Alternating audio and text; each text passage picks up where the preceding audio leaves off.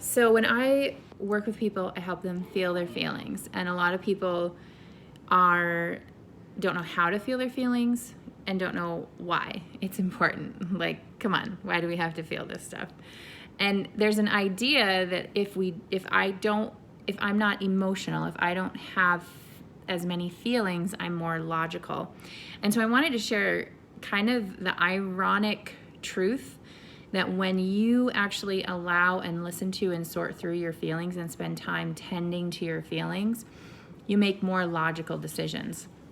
So our emotions are meant to come up and be felt in our body and be processed and then released. It's a really natural process, but most of us weren't taught how, or we have past experiences of overwhelming emotions that we didn't know what to do with, or some of us have experiences of having big emotions when we were little and nobody walking us through that. And so we learn to shove them down and not deal with them. So when we don't deal with our emotions and shove them down, they pile up and they don't go anywhere until we feel them.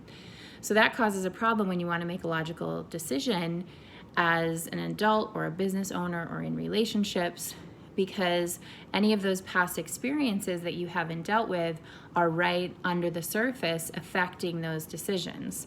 And some of those emotions are real, meaning real pain, real maybe trauma, real issues and fears. And a lot of them are not. A lot of them are irrational or beliefs that aren't true, and they have very strong emotions tied to them. So if you don't spend time sorting through and feeling them and taking some time to understand yourself, they're going to affect your decisions. And if you do spend time, and I have people set a timer for like 5 minutes or 10 minutes when they come up, or just as a daily habit, then you're going to be able to know yourself. You're going to be able to sort through, well, I have these feelings come up, and that's a belief that's totally not true, and I can work with that to not listen to it as much. Or these feelings are very true, and I'm feeling like something isn't fair, or I'm not being listened to, or I'm not being honored, and I need to pay attention to those feelings and make my decisions in accordance with that. Does that make sense? So when you take care of your feelings and tend to your feelings and listen to your feelings for 5 or 10 minutes a day, that's all it takes. And this doesn't mean you have to sit there and cry or scream or anything like that. You might cry, but a lot of times it's just an awareness, like what's going on inside of you. Then you begin to make more logical decisions. So I wanted to share that because most of us were not taught how to do this. We don't know how to do this.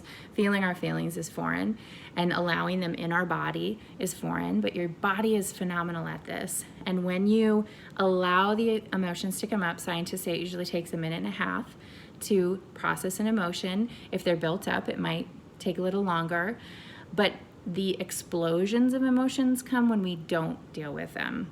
And then we don't deal, and then we get one, straw that breaks the camel's back, and then they go over the top.